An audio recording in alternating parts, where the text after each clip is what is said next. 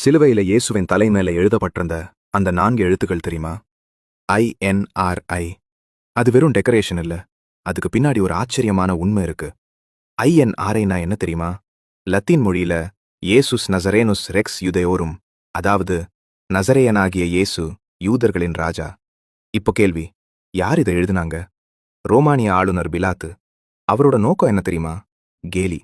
ஒரு ஏழை தச்சன் சிலுவையில மரிக்கிறவன் அவனை ராஜான்னு எழுதுறது அவருக்கு அது ஒரு நகைச்சுவை. ஆனா யாருக்கு இது நகைச்சுவை இல்ல தெரியுமா? யூத தலைவர்கள். அவங்க உடனே பயந்துட்டாங்க.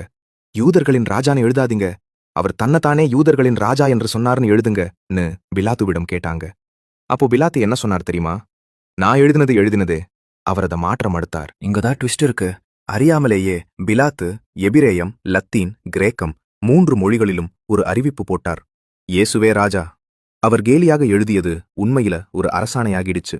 அவர்கள் நினைத்தது அவமானம், ஆனா அது அதிகாரப்பூர்வ அறிவிப்பு. சிலுவை அவர்களுக்கு தோல்வி, ஆனா அது ராஜாதி ராஜாவின் முடிசூட்டு விழா. இன்னைக்கும் அந்த 4 எழுத்துகள் நமக்கு நினைவூட்டுது.